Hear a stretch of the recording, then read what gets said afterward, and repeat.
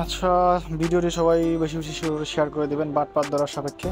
দেখেন এই যে এই পোস্টটি আপনারা অনেকেই হয়তো দেখে থাকবেন যে একটা আইপিএস, সেটা আইপিএস হোক আর যে কোনো কিছু দেখবেন যে তার মানে মানে প্রপার যে মূল্যটা, ওই মূল্য থেকে দেখবেন যখন একদম খুবই সীমিত দামে বিক্রি করতে যাচ্ছে, তার ভিতরে কোনো না কোনো কারণ থাকে।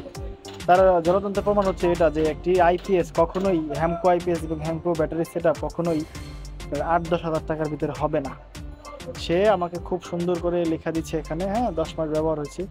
যাই হোক, আমি এই পোস্ট থেকে আমি জানি যে এটা বাটপারের জন্য আমি আপনাদের সাথে শেয়ার করার জন্য এখানে এই নাটকটা সাজাইছি বা করছি। তো এই হচ্ছে নাটকটা, সে আমাকে কল দিয়েছিল, আমি ধরি নাই কারণ আমি তার সাথে মেসেজ করবো। তো এক পর্যায়ে সে আমাকে অনেকদিন পরে আবার মেসেজ তার সাথে শুরু হয়েছে। আমি জানি সে বাটপার। তার বাসা বলতেছে গোপালগঞ্জ কাশিয়ানি মাজার বাজারের পাশে বা অন্য জায়গায়।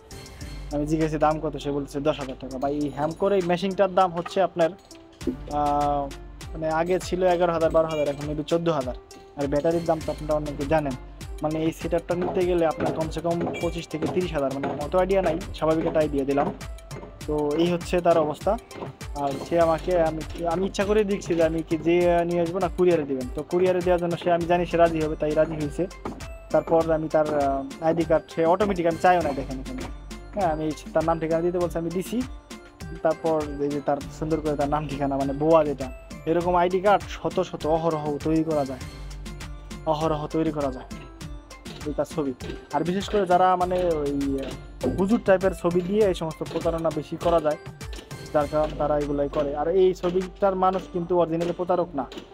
এই ছবিটা দিয়ে অন্য কেউ তাকে অর্ডার করছিল বা যে কোনোভাবে ইয়ে করছিল, সে এই প্রতারক চক্রটা আবার তার ছবি ইউজ করে দিতেছে।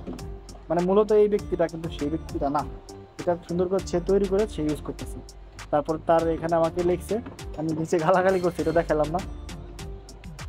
হ্যাঁ, 2টা নগদ নাম্বার দিচ্ছে আমাকে, আমার কোনো কিছু বলা লাগে না, অটোমেটিক প্রসেস অনুযায়ী সে পাঠিয়ে দিচ্ছে। তারপর 2টা নগদ নাম্বার দিচ্ছে। আপনাকে যদি কারো গালাগালি করতে মনে চায় বা মনের ক্ষোভ মোটাতে মনে চায়, তাহলে এই নাম্বার দিয়ে ইউজ করেন, আশা করি কাজে লাগবে।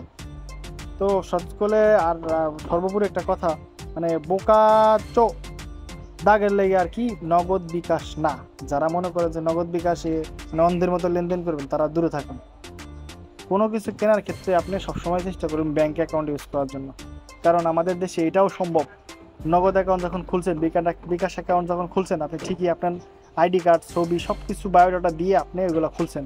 আপনি সেই নাম্বার দিয়ে যখন প্রতারণা করবেন, তখন নগদ বিকাশ কর্তৃপক্ষ কখনই আপনাকে হেল্প করবে না, বললে এগুলো দেওয়া পসিবল না। তুমি চোদা মারা খাইছো, তোমাকে এগুলো দেওয়া পসিবল না। কেন পসিবল না? তোমার কাছে সমস্ত ডকুমেন্ট আছে, তুমি কেন দেবা না?